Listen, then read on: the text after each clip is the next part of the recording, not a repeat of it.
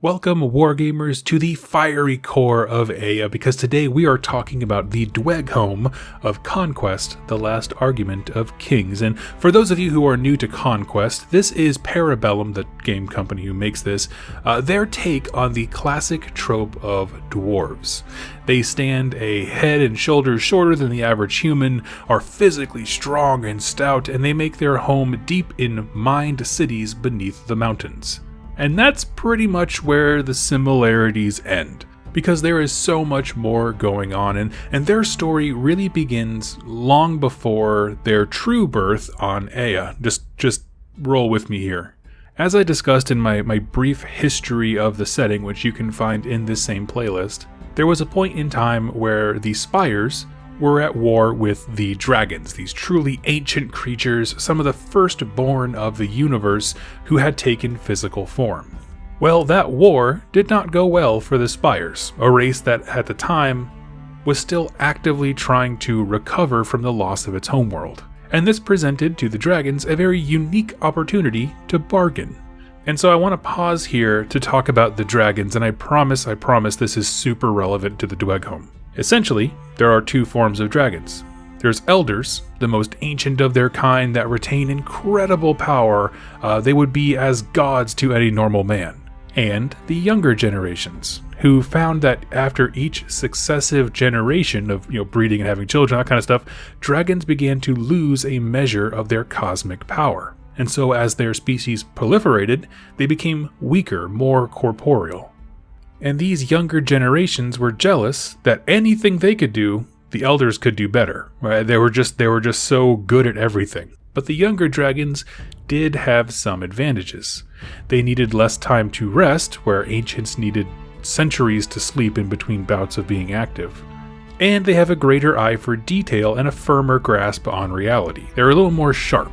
And the reason all of that matters is that as the war with the Spires was ending, these younger generations began to understand the basic idea of biomancy. Not a true knowledge of it, but kind of a general concept. And they wanted it bad. Now, if you didn't watch my series on the Spire, biomancy is essentially magic that allows you to manipulate and change and morph living things. And it's always kind of referred to with this sort of like gross or dark negative connotation, almost like flesh crafting or something like that, where there's a horror element to it. Their opportunity came when the exiles had their internal split, which we covered in the Spire lore. The remnants of this alien race split into three factions that we know today: the Quiet, the Weavers, and the Spire. Now, there's a bit more that I don't want to go too far into the weeds on, but essentially the dragons signed a peace treaty with the sovereign houses of the Spires, and part of that surrender was giving the dragons the gift of biomancy. And that was when it was first introduced into dragon society. For an incredibly long time, they toiled over their creations, first making rudimentary life, and then more complex systems. And in just a few centuries, basic sapient life had begun. They were essentially designing a people that would be created to serve and worship the dragons, to keep them safe during their long rests, to collect precious resources and treasures for them, to build grandiose roosts, or dragon holds if you want to call it that, for their masters as a display of wealth and mastery over magic. 'Cause again, these are dragons, they're like trying to show off to one another who's supreme, and so whoever has the best, ability to wield biomancy to create the best race to serve them is the top dog. However, they didn't just need to make a people, just to create life. They needed to create a culture. It had to be self-sustaining when they left, and understand art and craftsmanship to fulfill their purpose. They had to be intelligent, of course, able to function together as a society while the dragons rested, completely self-sufficient. And a decision was made in their kind of designing of these servants that was very interesting.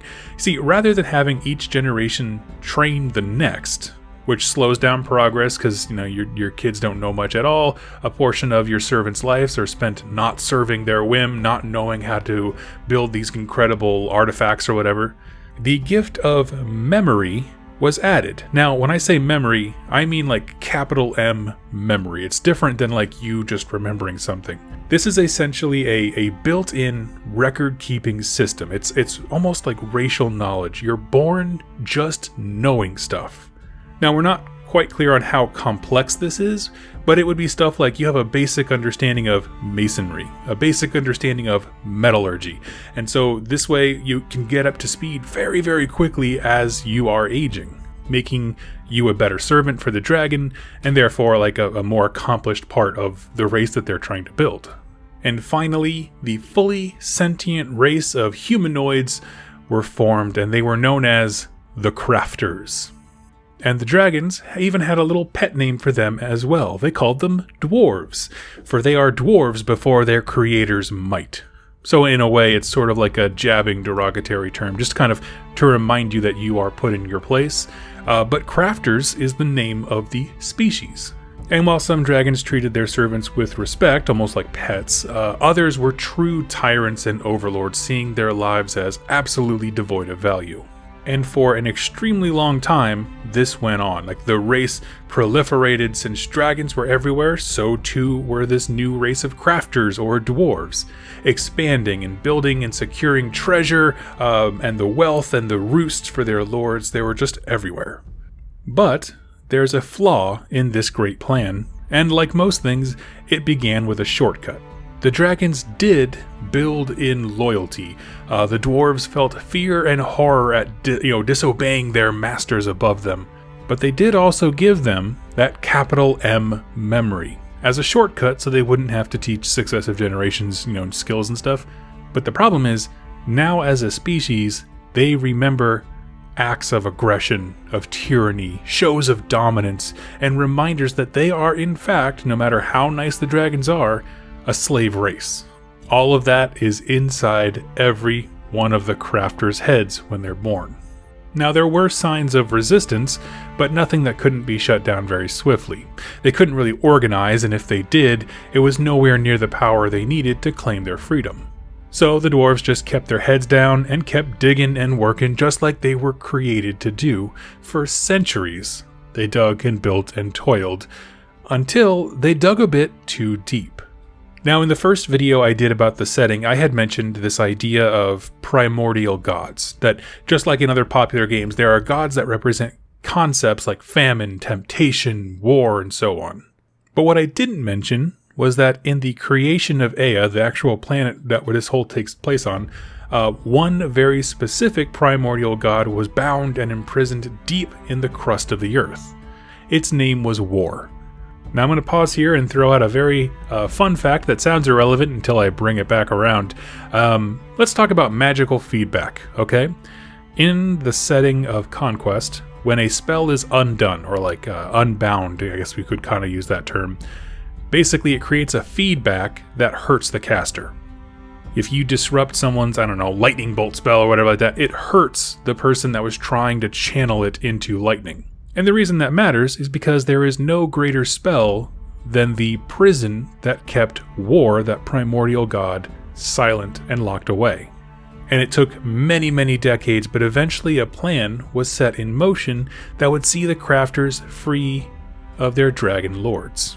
War is a spirit of fire and earth, and freeing him from his prison is an epic event known as the Shattering. The feedback, again, that magical feedback I just talked about, of this kind of level of event, straight up insta-killed many of the eldest dragons. And those crafters who initially freed War were sort of blessed by him. And with this blessing of now being free of some of their overlords, having gotten the blessing of a new god and forging their own path, this new sect of crafters dubbed themselves the Dweghom. And the murder spree did not end there. Now that some of the eldest dragons were taken down, the lesser ones needed to be hunted. Some were killed in their sleep, others were crushed with crude artillery. And it's important to note here that this is also not only, dwarves versus dragons, it's also a civil war like on a species level. Because remember, the crafters are the race. Some of them are dwarves who still serve the dragons, some of them are Dweghom.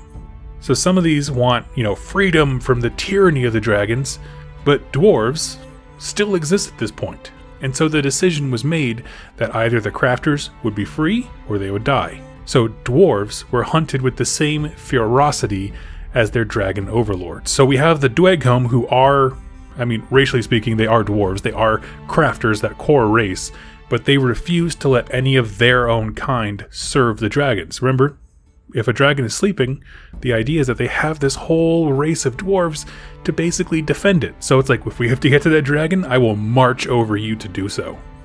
So in this way, we have a race that is utterly divided upon their values and things like that. Some are still following the dragons, others are trying to free themselves of the shackles, and they are both utterly uncompromising towards the other. And keep in mind, all of this takes an extremely long time. We're talking centuries here. Big stretches of land to journey from one place to another. You have populations have to boom and kind of reconstitute numbers. But the Dweghom were making real progress of freeing their race from the clutches of the dragons. And as they're doing so, problems began to kind of pop up pretty quickly, because a flaw in their creation began to rear its ugly head when it came to things like leadership. The oldest crafters of this race were dwarves, meaning they still served the dragons. Whereas the Dweghom, free of those shackles of who created them when and who is supposed to be in charge, don't have the ancient lineages and authority structures that were handed down by the dragons, and so this problem developed. And what began there was an event called the Memory Wars, because bereft of true unified leadership, the Dweghom are using their, again, capital M, memory to be like, okay, so I should be in charge based on these things. Well, okay, if your memory, capital M again, does not match up with everybody else's, who also has their own version of reality and history and achievements and that kind of thing, you're going to have problems. All of a sudden, peoples, because of their perspective, because they were a part of different roosts or served different dragons, their perception of who should be in charge, what's rightful authority, that kind of thing, it all is different. And I can't emphasize enough, memory is so important to this race. So when different holds or rooks had different recollections of authority, who should be in charge, how to conduct themselves, it is a kind of tension that can't be resolved with discussion. It's built into their brain and their blood. It goes so much deeper than a disagreement. So deep that the fledgling Dweghom race had its own civil wars amongst itself. And honestly, that kind of feeds directly into where they stand now. This revolution happened centuries ago in the current timeline, and things have settled down a bit. The Dweghom have formed simple clans or based their society on lineage and homeland, but they are all fiercely independent and warlike. I cannot, again, oversell the aggressive nature of the Dweghom. It's what they know, it's what they remember, it's what gave them freedom, and it's their greatest strength. And there's certainly more to talk about with the Dweghom, as all armies have these little sub-factions that really bring it to life by showing you different perspectives on the same history. And we're going to cover all of those in my next Conquest lore video, because they collectively put a lot of pieces to the puzzle together.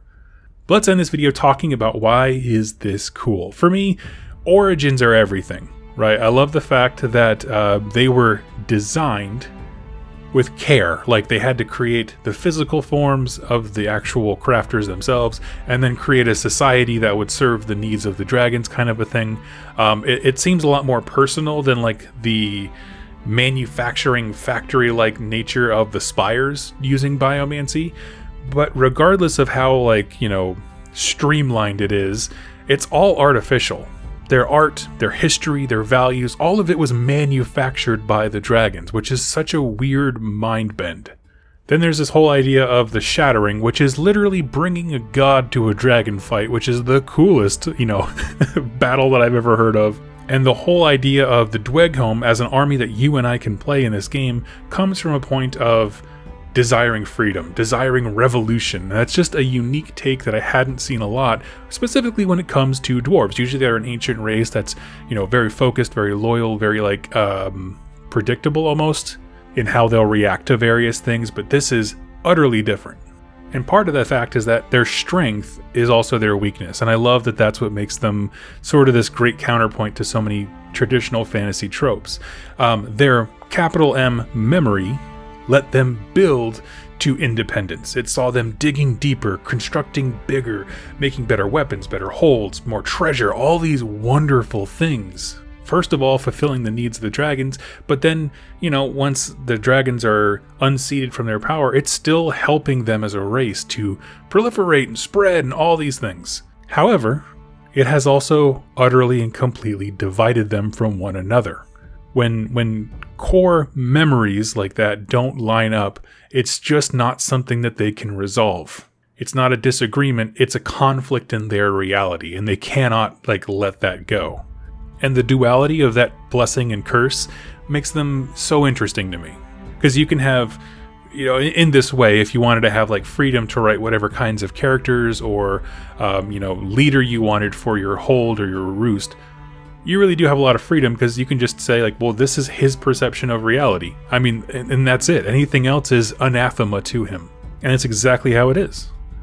And it's so interesting to see them use what they know in terms of weapons, armor. All of it looks so incredibly cool. Craftsmanship is a real theme throughout the model line as well. These models are fantastic looking. And it makes sense as craftsmanship was important to their creators. They were built to serve. And that just got carried over when they became an independent race. So for all these reasons, I think the Dweghom are quite possibly one of the most interesting armies in this game, but certainly I think the most interesting take on classic dwarves. But I would love to hear your thoughts. Go ahead and leave the comments down below.